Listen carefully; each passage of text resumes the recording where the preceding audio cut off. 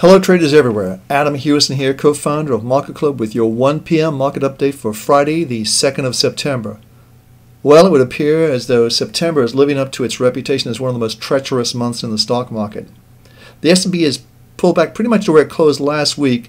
Certainly the 1230 area, which we recommended a possible short position, which was a Fibonacci 50% retracement level, proved its point, and the market has pulled back dramatically.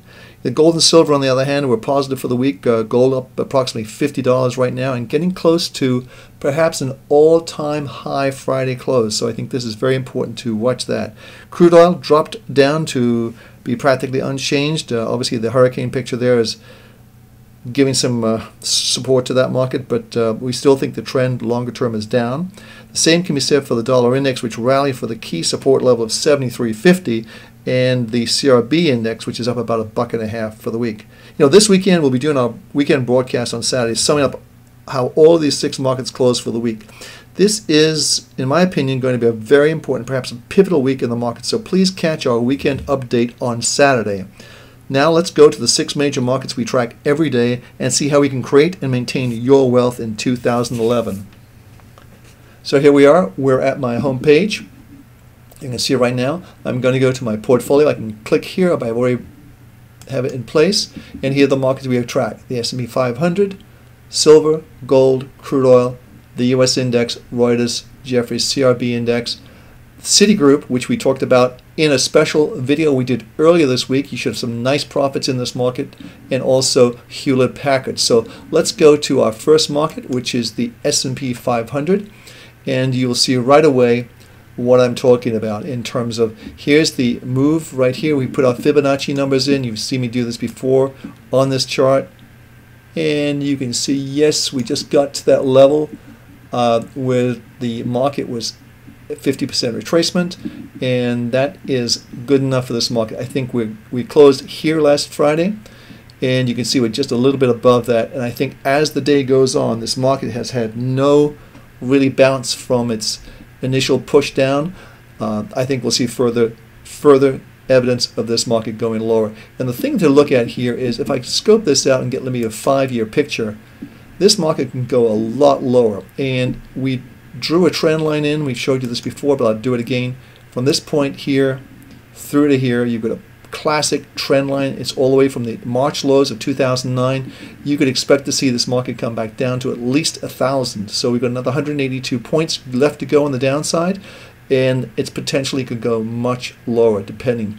We actually think the market's going to be in a negative phase for the next 16 months. So let's see how things work out. But generally speaking, the trend is down.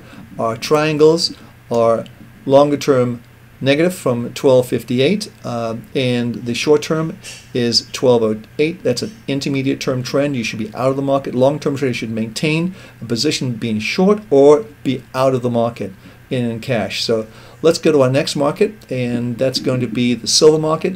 The silver market has rallied from the energy field. I'm going to get closer in, of course, because that's a long way for it to do. Let's go to 3 months.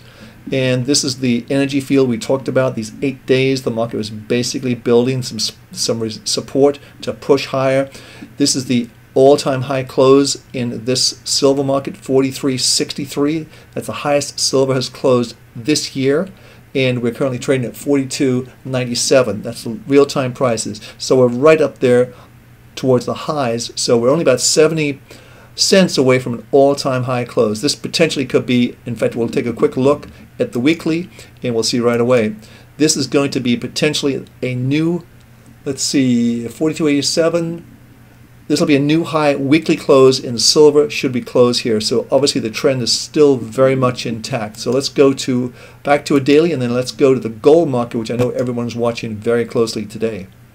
So gold, much the same picture. Strong upward move.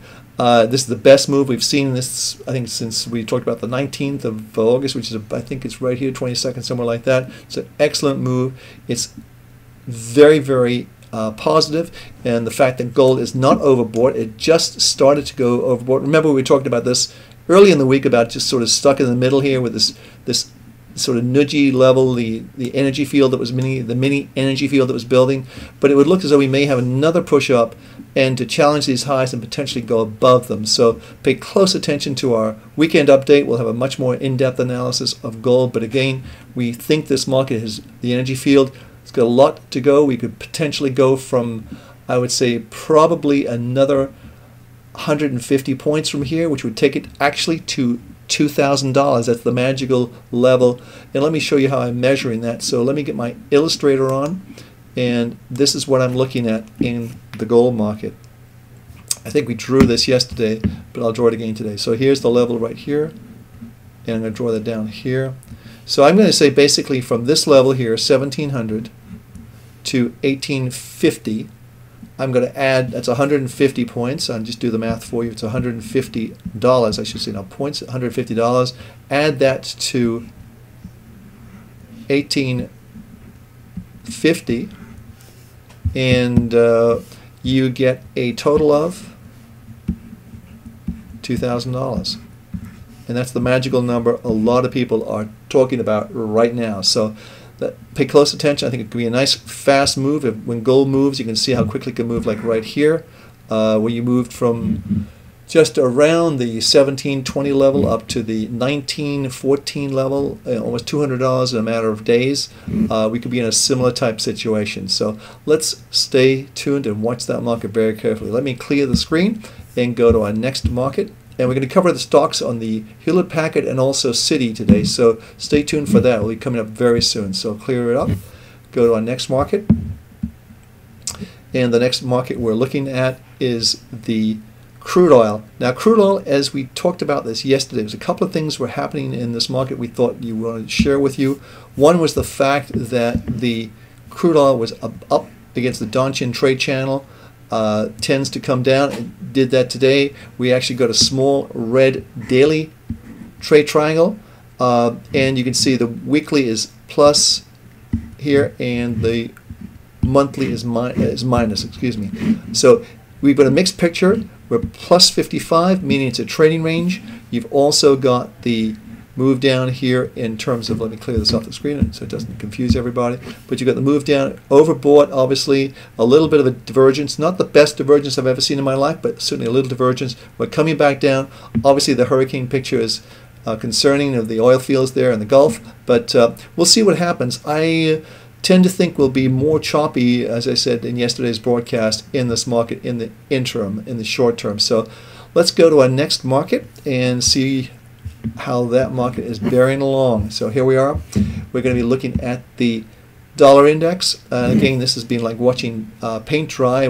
It's actually predicted. It's done exactly what we thought it would do, which is the key level here, as I said all along, was the support at 73.50, which comes in right along here. I'm going to draw a freehand. Not very well, I'm afraid, but you get the idea. The market, if you look at the market down here, reverse back up, we're now up getting close to the upper levels of the Donchian trade channel. We're also in an overbought condition right here, as you can see, and I think we're going to see this market really become more of a two-way market as we progress. But certainly the dollar is actually holding up remarkably well given all the problems we have, but the problems are greater elsewhere. That's the bottom line. So what do you choose? You choose the best of the worst, so to speak. So that's how we're looking at the dollar. But generally speaking, we got 75 plus 75. The trend is up longer term according to our trade triangles, and weekly is negative, and this one is positive. So you've got two positives and negative. Certainly it's a mixed picture. We'd like to see more action there, but I think generally speaking the 75 level, which is right around here, 74.50, 75 is going to be resistance for this market, kind of like turn back the market down here. I think we'll see that happen once again. So let's clear the screen, go to our next market. And the next market we're looking at is going to be the CRB, the Reuters-Jeffries CRB index. Now you have to forgive me for saying CRB index is being, that's the way it was known for years and years and years. And again, this market, I'm going to go into a candlestick charts because I like those very much. We talked about this market on Wednesday, just going outside of the Donchian trade channel. Normally when that happens, the market comes back in. That's exactly what happened today. And of course, with the move in crude oil, helped this market come down. We are turning down a little bit in the overbought situation we pointed out last Wednesday. And I think we'll see this market go more of a two-way street. As we've said before, our bias here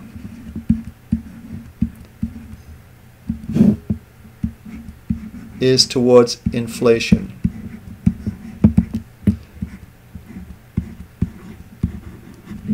But right now our indicators, our monthly indicators, are pointing down.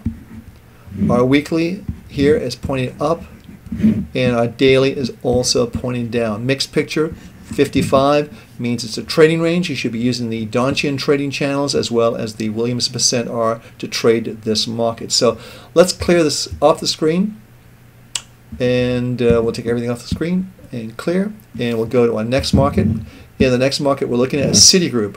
Now, we talked about these banks last week. We're saying this, this doji line, and we were expecting the market to come back down. These markets are not good. The banks are still not good in my mind, and we came from very overbought condition. Remember, this is the rally.